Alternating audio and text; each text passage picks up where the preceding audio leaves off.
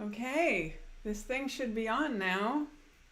I'm just going to play you a tune while I wait for folks to show up and put their questions in the chat box.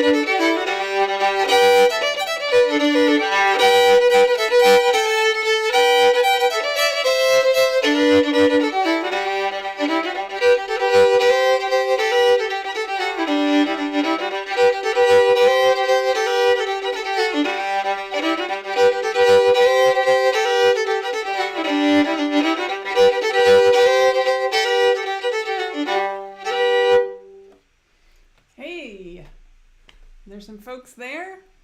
It says there are some viewers. The machine tells me there's some people out there. So what I'm doing here is just, I thought it would be nice to have a little informal chat instead of a like ticketed workshop situation where I have a specific thing I'm teaching. I just feel like there's certain things that keep coming up in private lessons and that seem to come up when I have correspondence with people after workshops. And I just thought it'd be fun to kind of talk about some of those frequently asked questions and also just connect with you guys. And of course, this is also a marketing scheme. I want you to know that I teach private lessons and that I have videos available on my website and that I teach workshops and have albums. So I'll do some sales pitches to you as we go on.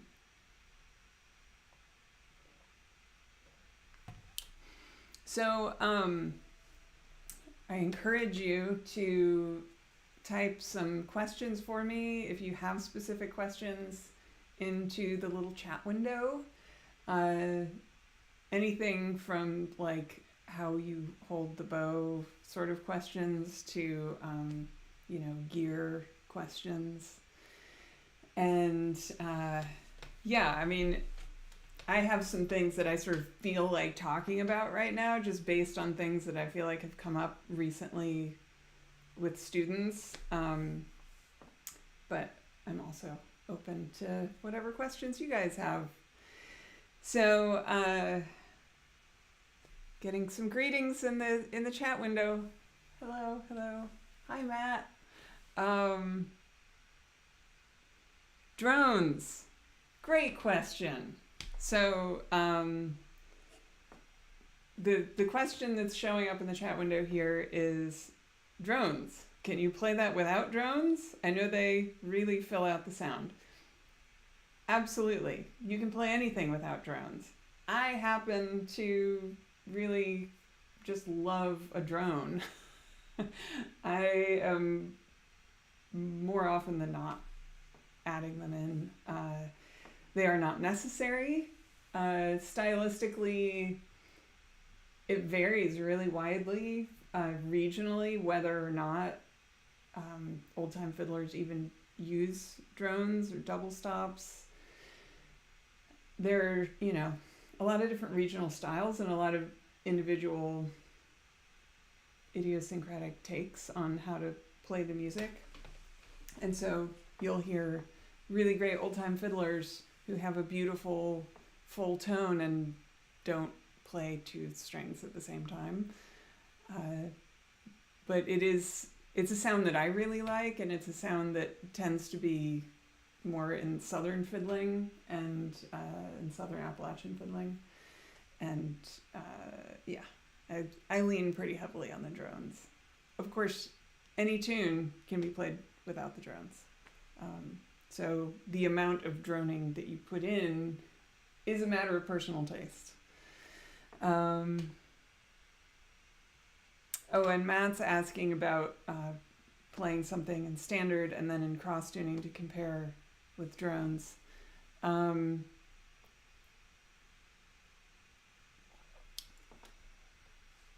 use a lot of drones both in standard tuning and in open tunings, cross tunings.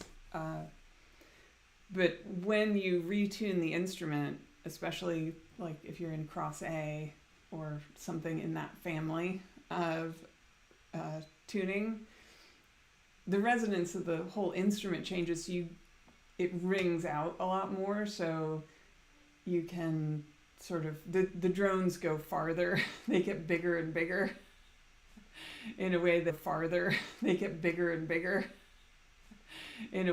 when you're in standard tuning, the instrument doesn't resonate quite the same way, but it's still using the drones and double stops fills out the sound for sure.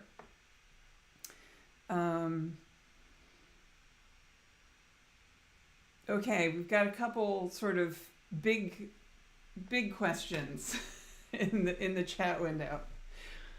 The first one being how to get that old-time sound. Yeah, okay. This is a soapbox I like to get on. The only way to get the old-time sound is to listen to an amazing amount of old-time music.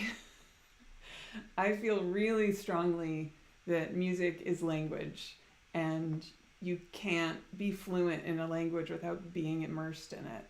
And so you could be learning tunes the same way you could learn how to say a sentence in a different language, but you're not going to sound like a native speaker unless you've really immersed yourself and spent time listening, speaking. And so it's a commitment.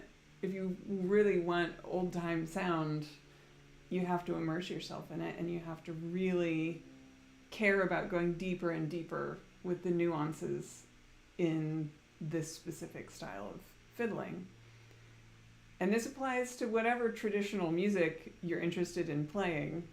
You can always pick up a specific rhythmic phrase or a specific melody and sort of have that thing and be like, oh, this is the key.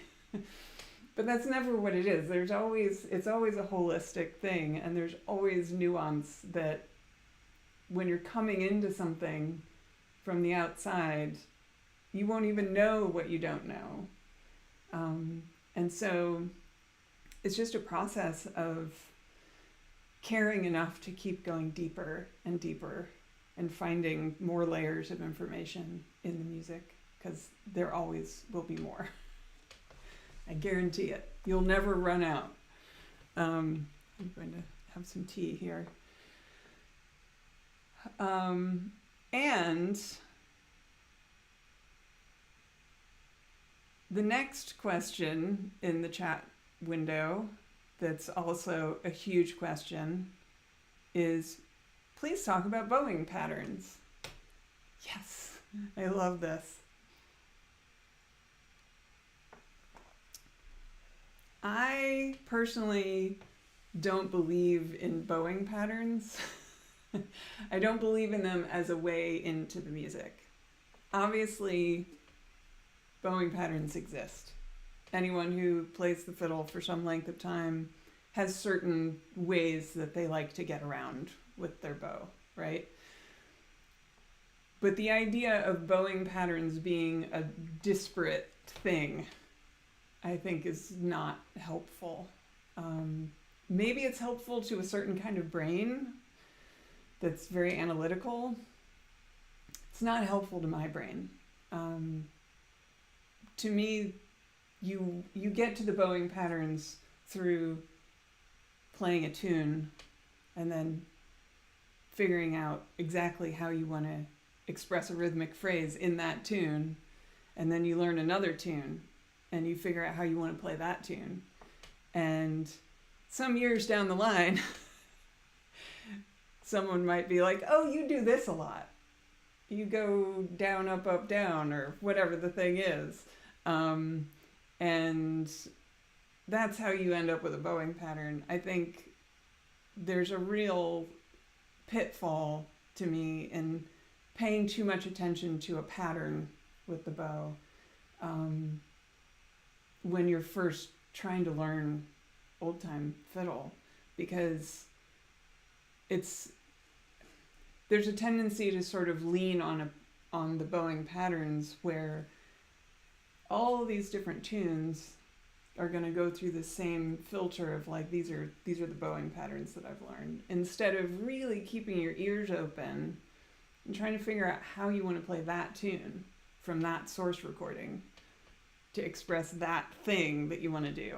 And so I think you arrive at bowing patterns, but I don't think that thinking about using the bow in specific ways separate from tunes is a very helpful approach. I think it can be very helpful to learn a specific bowing for a tune when you're learning how to do this stuff, because you'll probably get your right hand doing some things that you wouldn't do otherwise if you really are focusing on like, I'm going to try to bow this just like this other person. That sort of exercise will keep you from falling into ruts where everything sort of ends up being rhythmically expressed the same way. So I encourage that kind of analysis where you're like, how does that person play this tune?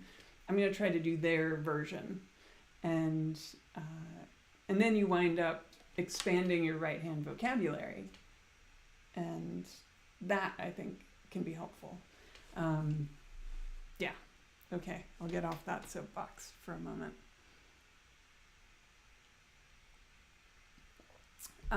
Someone is asking if I'm in AE right now. I'm not. I'm in standard right now.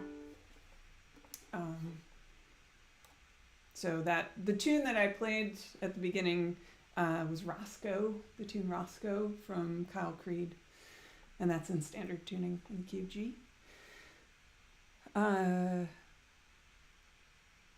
What do I like for bow rosin? I like, where is my rosin? I don't know where it is. I guess it's in the other room.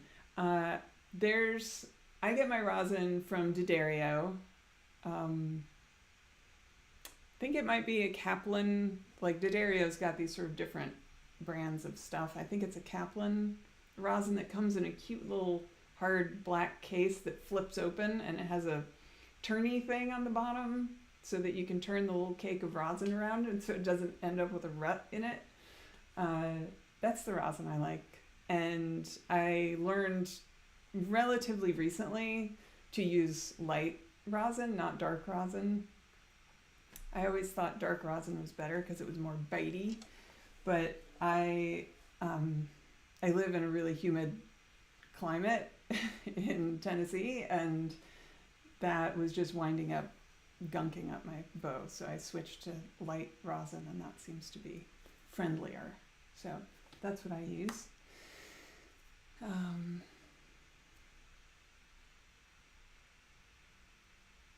Oh, great. Yeah. There's a question. Someone says, I noticed you do a lot of Marcus Martin tunes. Can you recommend some sources of his material? Are there recordings out there of his playing? Yes, there are. There are a few different sources. There's a relatively recent release that I think came from, I want to say UNC. I'm not sure. I can't remember who put that one out. The blue one, if anyone who's in this chat knows which one I'm talking about, the blue one that's relatively recent release. that had some stuff on it that I think was hard to get otherwise.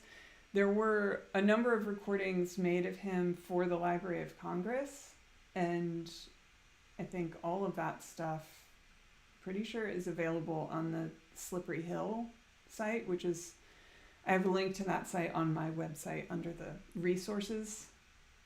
If you go to rainygellert.com or fiddlegeek.com if you can't spell my name, under fiddle, there's various things. One of them is resources, and I have a link on there to Slippery Hill, which is just this incredible online archive of old-time music. And yeah, I use it all the time. If you use it all the time, don't forget to give them money to keep it going. And you can go on there and do a search for Marcus Martin, and there's just a huge wealth of stuff. The Field Recorders Collective might have some Marcus Martin stuff. I can't remember. But it's out there. Do some Googling. If you want an actual CD, there are some actual CDs of him, but a lot of it's just floating around on the internet at this point. It's out there in the public domain. And so worth checking out. Marcus Martin is one of my favorite of the sort of, old dead guys who I've learned from. His recordings are just so beautiful. His tone was so great. His intonation was so great. He had all these really cool left-hand ornaments, beautiful repertoire of tunes, used loads of different tunings on the fiddle. So really, his stuff is very fun to explore.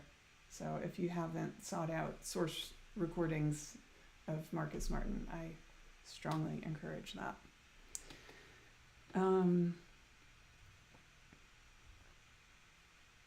Let's see.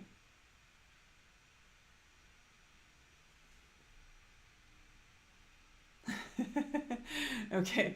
Glenn, who had asked about the bowing patterns, is saying he can't do the bowing patterns. So I affirm you, Glenn.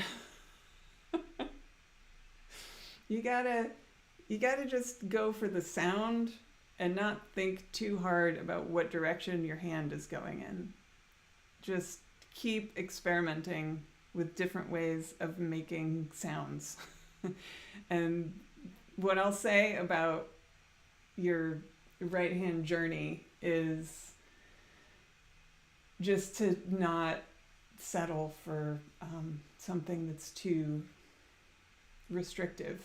Don't let yourself get into a rut. Just keep trying new things and keep expanding your right hand vocabulary, and the world will be your oyster.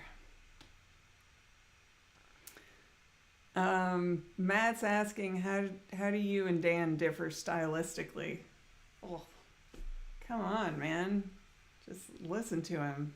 Dan differs from everybody stylistically. And for those of you who don't know, Dan is my dad, who's my hands down favorite old-time fiddler. Just a monster. He's a monster and an alien.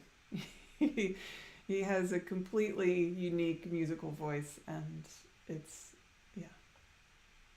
he is his own universe of music. I'm just out here on Earth with the rest of you.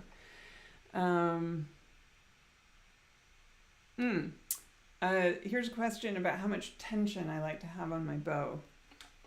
Bow stuff is so personal. That is like what people want out of a bow, and the way that they interact with the bow is so individual. So I don't ever want to say anything prescriptive about what kind of bow you should have or how much tension you should have on it, other than just making sure that the bow is in okay shape. So don't do anything abusive to it, like over tightening it. And obviously you want to have a bow that's functional, but your taste in bows may be screamingly different from mine. So I would never presume. But since you're asking about what I like in a bow is for it to basically have no personality whatsoever.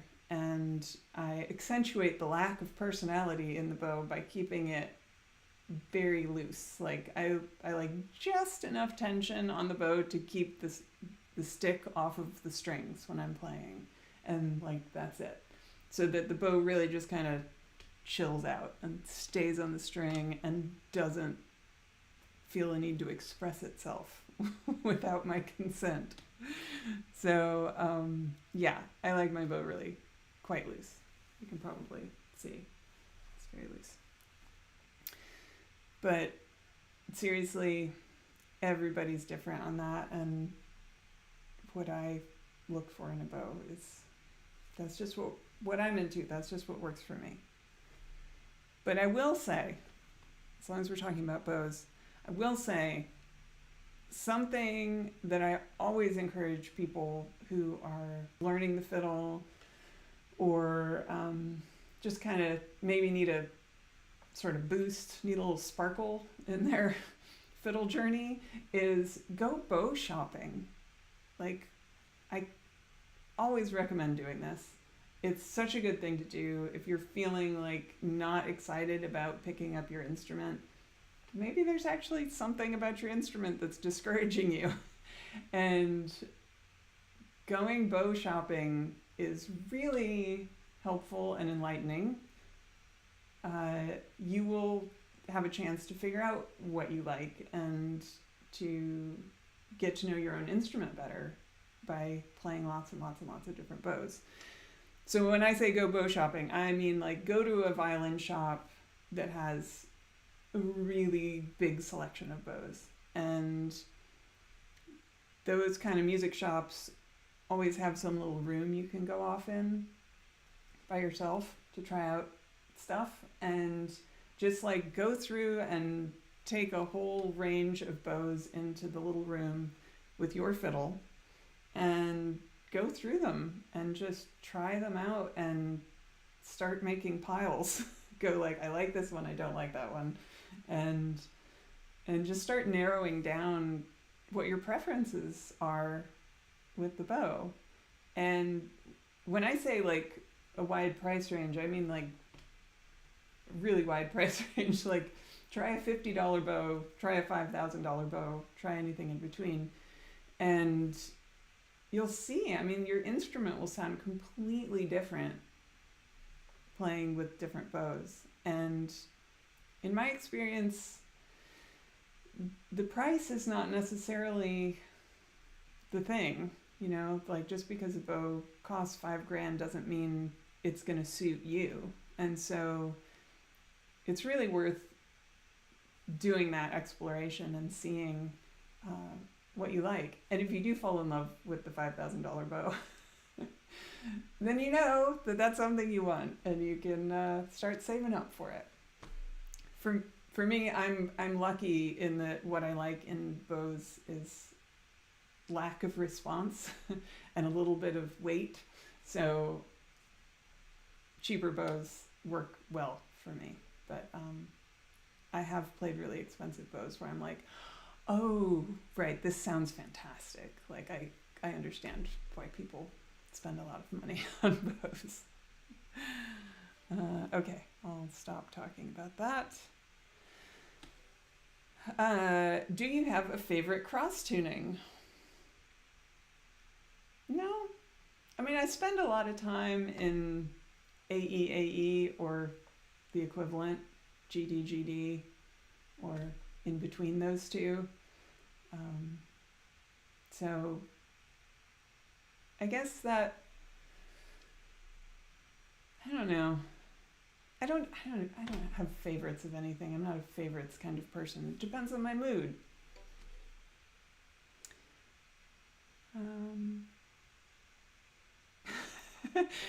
Thank you to whoever Sleeven Dog is for telling me that I'm making so much sense. That's so kind. I have no idea whether I'm making sense. And while you're telling me that I make sense, I'll do a sales pitch here. First of all, back here, I honestly don't know whether you can even see that from where you are, but I also put these links in the video description, which there's a Venmo which is at Raina Gellert, and there's a PayPal if you feel like shooting me a tip for doing this free chat, or just, just because I make so much sense, you just want to give me money. You can do that. If you want something for tipping me, you can go to my Ko-fi page, and you can get one of these. Can you see? It's a Fiddle Geek sticker. It's holographic. #Fiddle Geek. Those are fun. I did. It was just on a whim. There was a deal at the sticker place, and so I had these made, and I think they're pretty fun, and they're good quality stickers. And if people are interested in buying a whole bunch of them, I'll make some more. But right now it's a limited run, so hop on over there if you want one of those. And I will once again say, I do lessons, which really, I think of it more as like one-on-one coaching, because the way that I teach and the way that I think about teaching is really much more just like, I want to be your check-in person who you can bounce stuff off of, and I can catch any things that maybe you're missing. But I really feel like this music is meant to be learned on your own. Like, you got to figure stuff out. And it's also social music, so interacting with other people and picking up tunes from other people and getting sort of tips about fiddly things, like all of that seems nice and organic, but I don't do lessons like, okay, this week we're going to work on this tune and I'll see you next week. It's much more freeform than that, and I like to sort of just help people over their problem spots and cheer them on. So if you want to have a one-on-one fiddle coaching session with me, I have a lot of availability at the moment.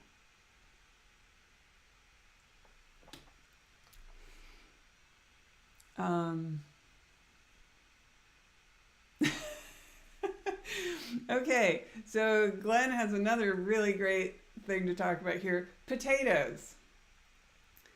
He says, I hate to start a tune with them. Are potatoes a new thing? Can I not use them? Yeah, you don't need to use potatoes. The only time I use potatoes is in a dance situation. And honestly, I'm not very good at doing potatoes. Like, my potatoes are bad. Like, because I'm not a very shuffly fiddler, so like I don't do the do. Like, I can't do that. So I always say I have very bland potatoes. I just go and the truth is, half the time I really don't nail the like where I'm actually putting the beat, because it's like such a self-conscious thing to do. Like, okay, here's the beat. I think this is it. And then I launch in and I generally like take off faster than that. So I'm terrible at potatoes, but basically, if you're playing for a square dance or for cloggers who are doing a routine, you're going to need to do potatoes because they need to know when to start. And the rest of the band needs to know when to come in. So that's what potatoes are for.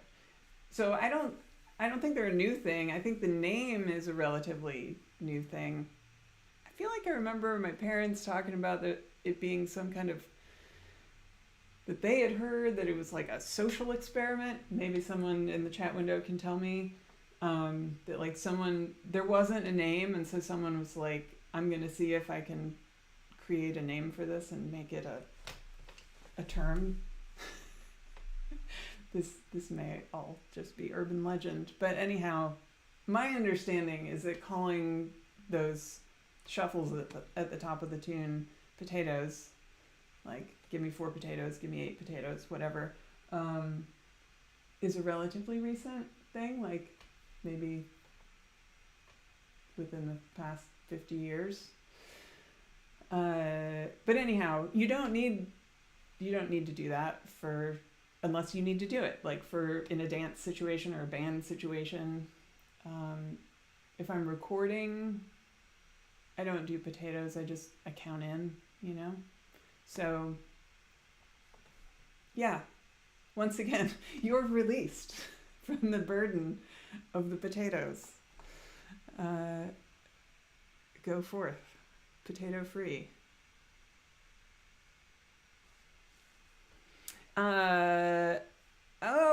Okay, so Pumphrey says, I've just discovered the joy of tunes in C. Do you have any favorite tunes in this key? It's so funny you would mention that, because part of the reason I scheduled this Q&A is because I haven't really been playing a lot of fiddle the past month. Just, holidays and life, lots of things going on. And so I was like, well, this will get me thinking about fiddly things. And so earlier today, when I was like, oh, right, I need to be thinking about fiddly things, one of the things I thought was I never teach C tunes, and I haven't been playing any C tunes at all. Because just around the house, I very rarely play in C. To me, C isn't as satisfying for me as as a solo fiddler, just if I'm just picking up the fiddle by myself to play around the house. C to me is very social, because it's the chords and the C repertoire to me is sort of its own animal. And I do think C tunes are super fun, but I just haven't been in that mode. So I'm not really playing C tunes right now. But gosh, I feel like the Stripling brothers have some really good C tunes, and there's all kinds of sort of more raggy kind of things in C that are really fun. I don't have a big C repertoire, and I'm super rusty on what C tunes I do play at the moment. So again, I don't do favorites, so I'm not gonna say anything about favorites. But how do you know when it's time for a bow rehair? Good question. I actually think it might be time for me to get a bow rehair now. Sometimes it starts squeaking a little bit, which that can also be the strings. It could be the strings or the bow. Sometimes you can just, I don't know, it stops having a nice full tone. It'll get sort of thin. It depends on how much you play. And again, go to your local violin shop, and if you're starting to wonder if maybe it's time for you to get a bow rehair, it's probably time for you to get a bow rehair. I mean, yeah. If you're actually playing a decent amount, you should definitely get a bow rehair, I don't know, every 6 months. Year at the outside. I feel like I try to do it every 6 months and fail, but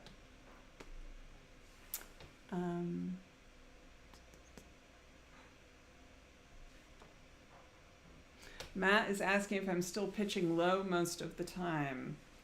I do I've posted on social media some a lot of these fiddle videos that I post on whatever, Instagram, Facebook, TikTok, of me just playing a tune. It'll just be I picked up the fiddle around the house and recorded it.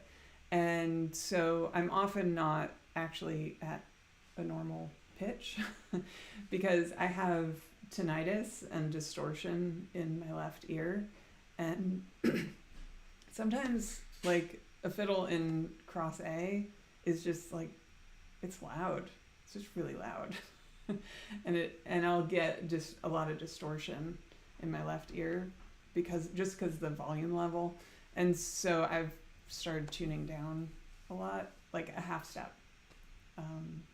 And so yeah, around the house I play tuned a little bit low usually. But then if I'm doing something like this, I feel like I should try to be at standard pitch just to be friendly in case I do something that you want to play along with. Have you ever played a 5-string fiddle? I've tried a couple times. I find it completely disorienting, and I'm sure I could learn and get comfy with it, but I just never, I don't know, not my thing. It didn't speak to me. It wasn't like, ooh, I want one of these. It was sort of like, okay, that's interesting. I love to hear other people play them, but it didn't call my name. What happened for me when I wanted lower sounds, I just got a viola. So, because I like the big, warm, low tones of the viola. But somehow the 5-string just didn't call my name.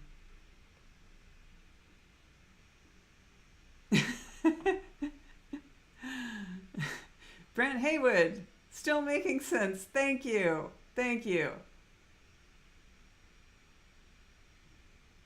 What did I mean when I said Big Hoedown was terrifying? Can't remember. Probably just the level of nuance in that tune. Like, just it's a very daunting piece of music. Like, the intonation, like, there's a lot of really squirrely little bits of intonation in there, and yeah, I think that was it. I think it was just like, this is a very daunting tune because there's a lot of information in here, and I'm never gonna do it justice.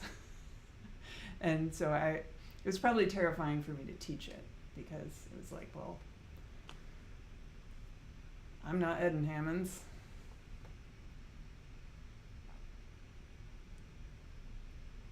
Okay.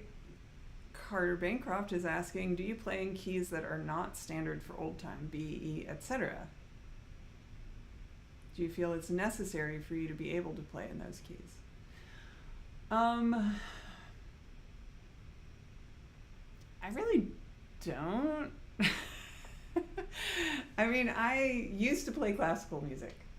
As a young person, I played classical violin. And so obviously there was a time in my life when I played in all the keys. And I guess if I wanted to do that now, I could do some woodshedding and figure out how to do that again. I'm completely out of practice with that. That's not what I do now. I don't feel that it's necessary for me to be able to do that, because I don't have an outlet for it, and it's just not something that speaks to me, as far as, like, I'm not somebody who sits around practicing etudes and doing scales. Like, I play tunes, and that's what makes me want to play, is tunes. And so if you are a musician who loves doing that kind of exploration and having that sort of practice, where even if you're not necessarily playing in the key of E, you could at any moment play in the key of E, then hell yeah, do that. But I mean, the honest answer for me is that no. And if I have to play in a weird key, a key that I'm not sort of in practice with playing, I'll just retune. Because in my work, what I do, the situations in which I'm playing in those keys are in situations where I'm accompanying a song. And that does happen in accompanying songs, playing with other people who are not doing things in the normal old-time keys. I mean, even for me, a lot of the songs that I sing, like, where my range sits, it's not a normal key, and so I'll just retune. And the thing is, also for accompanying songs, I really love a lot of drone and a lot of overtone and, like, ringy, full, fat sound, because my approach on the fiddle in accompanying songs is sort of, I lean toward kind of playing pads, sort of like keys. I'm doing this because I'm thinking about, like, keyboards. Um, and so I'll often retune to an open tuning, so like some version of what would be AE, either up or down, or AD, up or down, and variations on those things, so that I have that kind of just fat sound going on, open, ringy strings, and that's how I deal with playing in those other keys, because the situations in which I'm playing in those keys is accompanying songs. And I'm not someone who likes to sort of noodle around when there's a song going on. I try to stay out of the way, so like creating drones and sort of playing chords more that's sort of where I go musically. So I don't know if that's actually the answer that you were looking for, but that's the answer I gave you.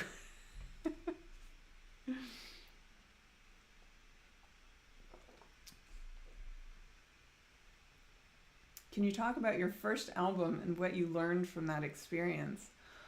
Oh, wow. Jim, that's such a great question.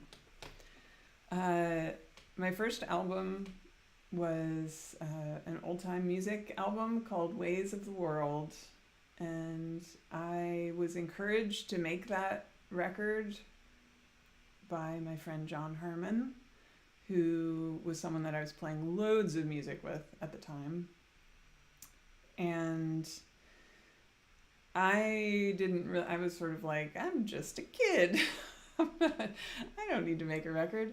And he was like, no, you should make a record. You should do it. It would be good for you.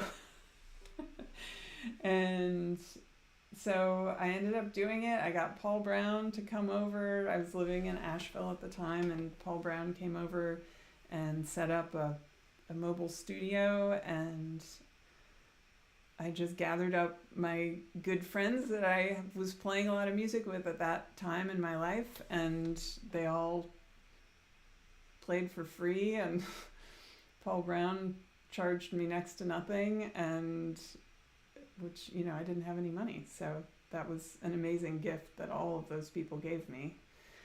And I learned a lot. I mean, I learned about what's involved with actually sort of seeing a record through like that. I've been around recording sessions and stuff. It wasn't like I hadn't done any recording, but to be sort of in charge of my own project, mixing it, all of that, like it was great. It was a wonderful education, and I never could have foreseen the life that record would have. It's out there in the world to this day, and it's a very special document to me, of a moment in time where I was so connected with that wonderful group of people, and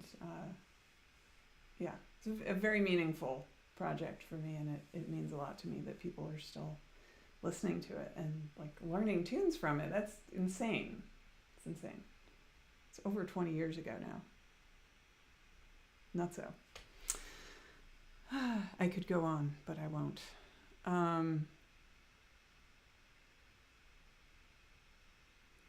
Pumphrey is asking if old-time fiddlers play their fiddles off their shoulder down low, so the sound isn't so loud in their ears. Interesting theory. I don't really think that is a reason, because I think I have a particularly loud fiddle. Most people, I don't think, are being assaulted with sound the way I am. But I really think that the low thing was about just kind of having a grip on the instrument in the days before people commonly were using these cool devices that help you hold it up on your shoulder, to sort of be able to brace the instrument against your chest would keep it from wiggling around, I think. I don't know. That's my theory. I don't really think it had to do with volume. Maybe. I don't know.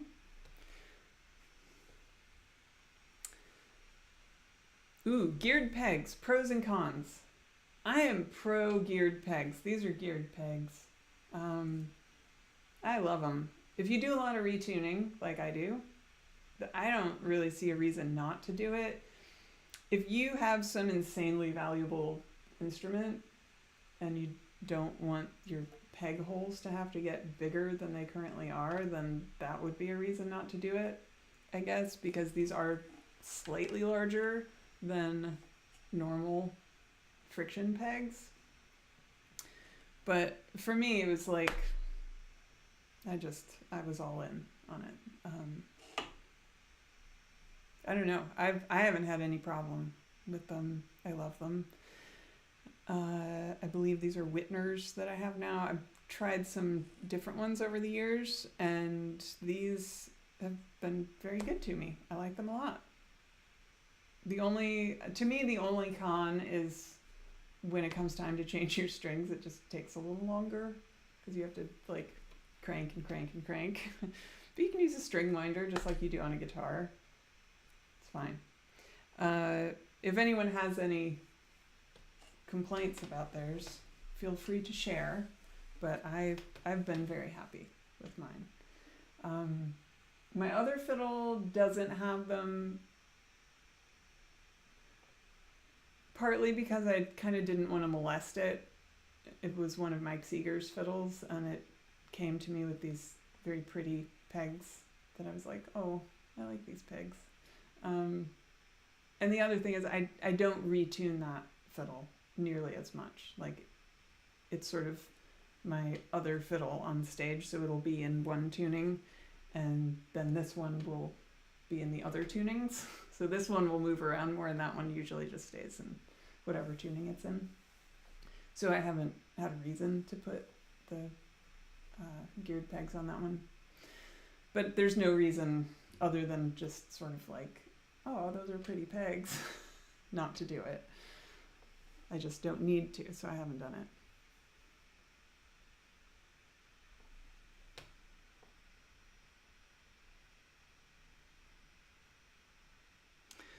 Okay, there's a comment in here about in a chat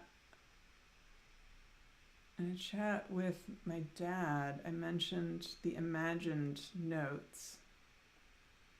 It is a real difference listening and dancing than listening and playing. Do you know when things are getting magical? I don't think I understand that question. Because I think the imagined notes, there are some clips on my YouTube channel of me in conversation with my dad about fiddle music. And I think the imagined notes were things where you think there's something happening melodically, and then when you dig into it, you realize it's not a note, it's a rhythm with the bow. It's something going on in the right hand, that it's not melodic, it's rhythmic. And your ear sort of gets tricked. It gets confusing.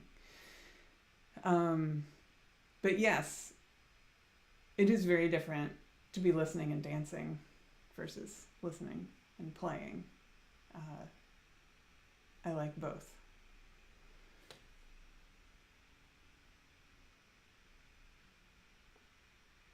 Okay, so Carter, who asked about the different keys, is saying occasionally they find themselves in a bluegrass jam and the keys throw them for a loop. So yeah, I mean, I'm never in bluegrass jams, so I don't have that problem. Yeah, no, I mean, it's like, if I was in that situation, I don't know, I'm not sure what I would do, because I would feel so rusty playing in different keys. I mean, I would probably try, but I sure wouldn't want to take a break. I don't know, maybe I would just listen. I don't know. I'm just not in that situation.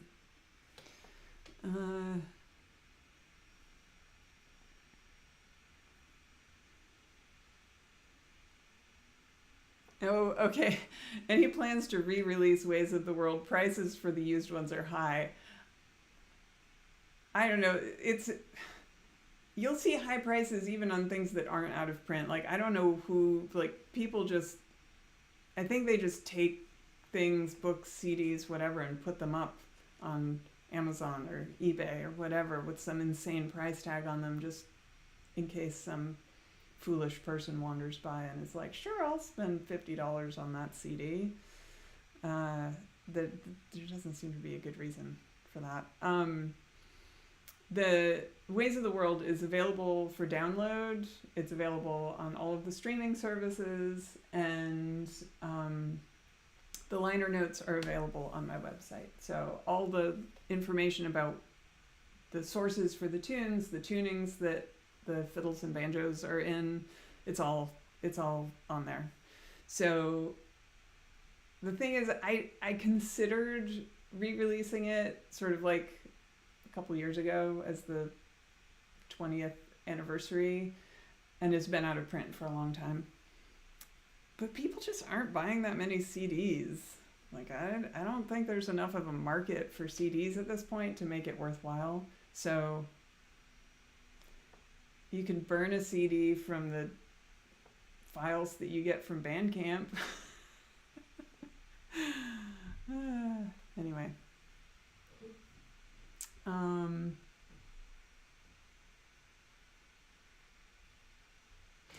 When you're playing a gig, do you retune for cross mid-show, or do you bring a second fiddle pre-tuned? Well, these days, I'm not really doing old-time music shows. My main gigs are in a duo with my partner Kieran, and he and I write songs and sing them together, and occasionally there's a fiddle tune. Like, there's usually a fiddle tune in a set, but it's not like we're doing a set of old-time music. So the tunings vary. Sometimes I'm playing guitar, sometimes I'm playing fiddle, but I always have two fiddles because of what I was saying earlier. Like, I'll leave my other fiddle in one tuning, and then this fiddle will be for the other tunings. And so generally in a set, I probably have to retune at some point, sometimes more than once.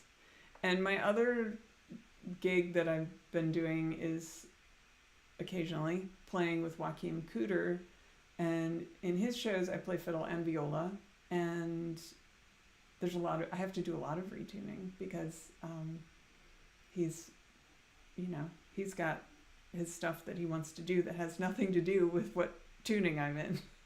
He will occasionally adjust the set list if I'm like, oh, does that have to go there? Because then I have to go to this key and then back again, and things will get rearranged. But that's where the geared tuners come in really handy for that. And I have geared tuners on the viola as well, so I can retune both instruments. And when I can, for the Joachim shows, I have two fiddles and a viola, so that makes it even easier. But sometimes if I fly, then I have to just settle for a fiddle and a viola. And but yeah, I mean, as far as in doing old time shows, I would totally bring another fiddle, or I would retune, depending on the thing, depending on what the gig was and what the situation was. But certainly I always feel like with old time music, an audience that's there to hear old time music, they know you got to retune. Like, the banjo's going to have to retune, and so it's part of the show. It's fine.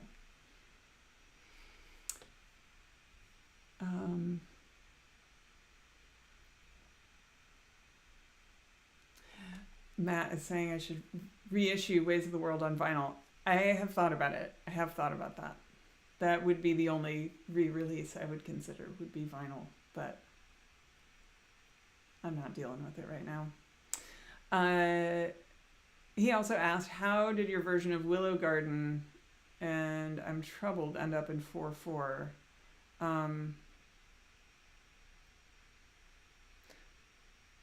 I thought I'm Troubled was in 4/4, so I don't think I did any converting on that one.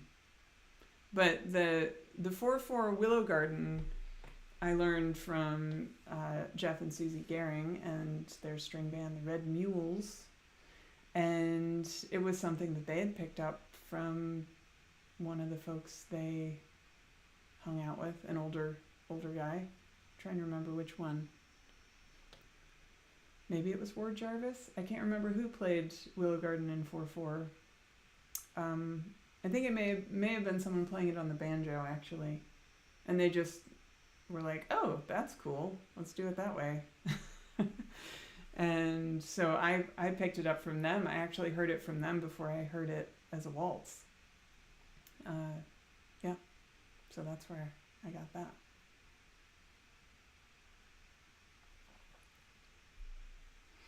All right. Well, you guys seem like you're kind of quieting down in the chat window. So I will do another little spiel here. I give lessons. If you want some one-on-one coaching, you can find information about that on my website. If you want to give me a tip, you can Venmo me or PayPal me, or you could buy yourself or your friends a hashtag Fiddle Geek sticker, holographic. If you want to hear what I've been up to lately musically, this is the most recent album from Kieran Kane and Raina Gellert. It actually includes 2 fiddle tunes as well. And if you can order the CD from us, we run the label, so if you place an order, it's packaged up and sent to you by me, myself. And if you want to download it, you can go to our Bandcamp and get it from there. It's also on all the streaming services. And you don't need to be embarrassed about using the streaming services. We do actually get some money from that. And it's also a really handy way to share music. So if you like any of the music, send it to your friends. And yeah, there were a couple more things I wanted to say.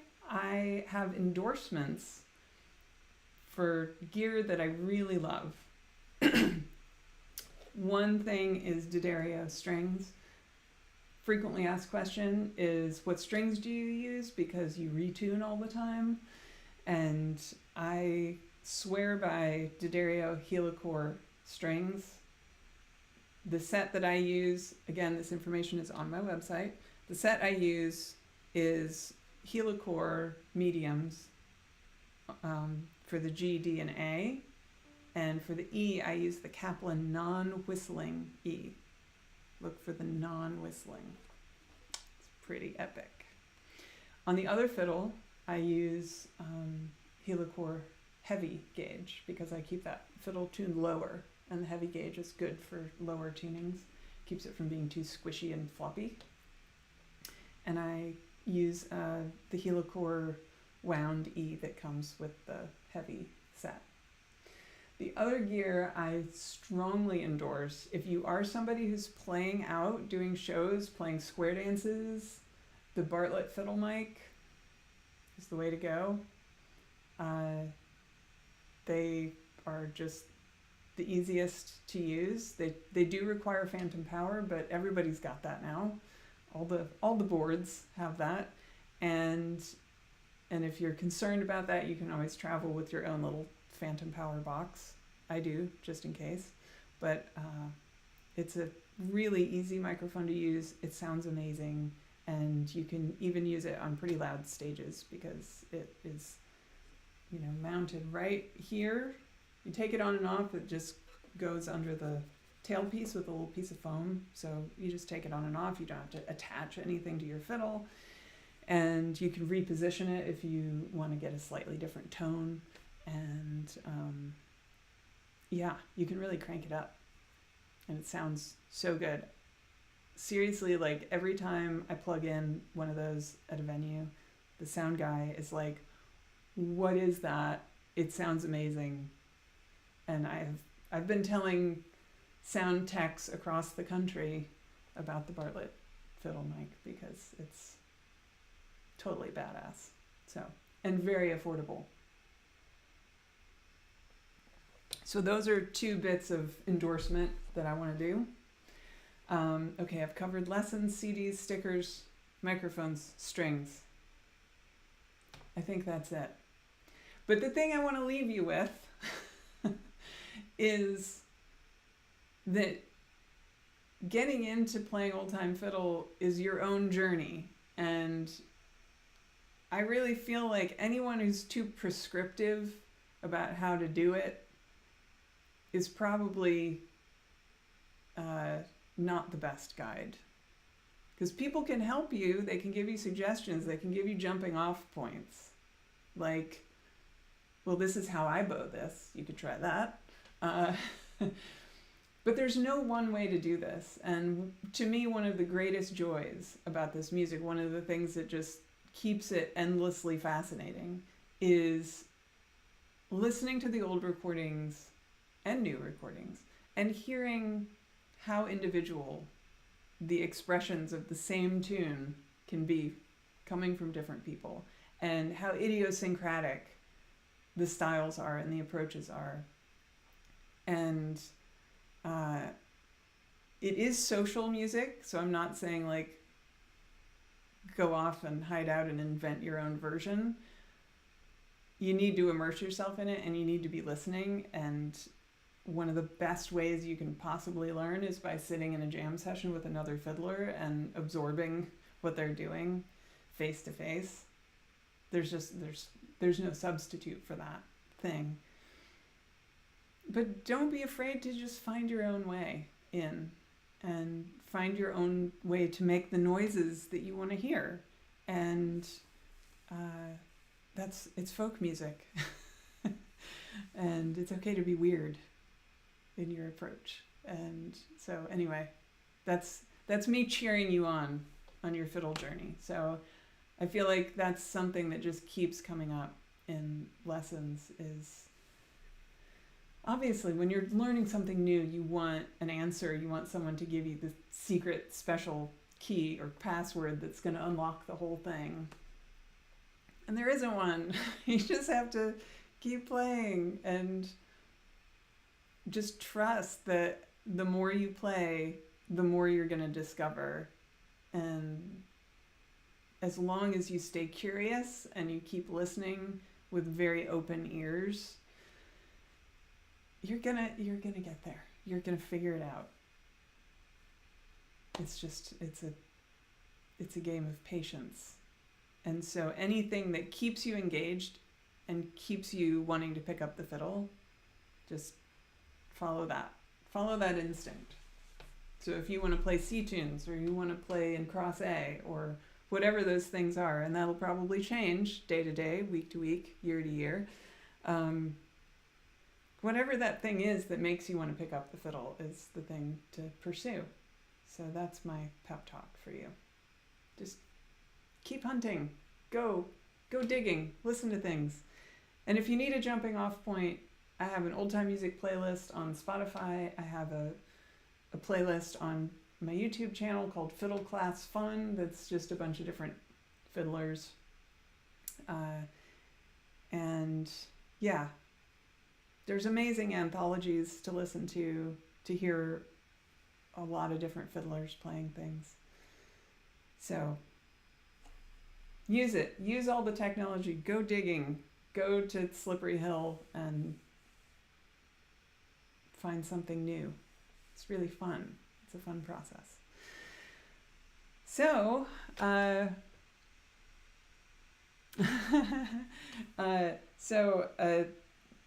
most important question, when is the next class? I don't know. I haven't scheduled one. I should, right? I mean, you people who showed up for this, maybe some of you would buy a ticket for another workshop. I don't know. Send me your suggestions for tunes and tell me what date works for you. Maybe we can figure something out. I'm a little bit at loose ends at the moment. So, yeah, I think that's it. I guess I should maybe wrap up with another tune before I end this. How about Cotton Eye Joe?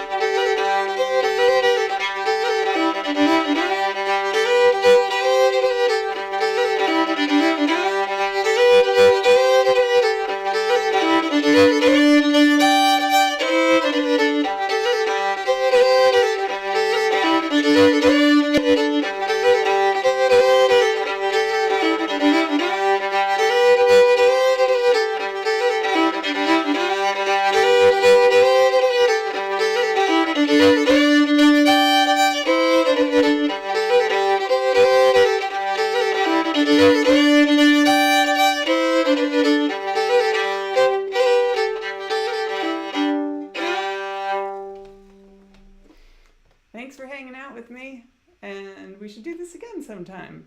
It's fun. It's fun to talk about Old-Time Fiddle. And I'm serious. Email me with some tune suggestions, and I'll try to put something on the calendar sometime not too far in the future, and we'll have a workshop. But in the meantime, buy some stickers. Thanks, y'all. Thanks for hanging out.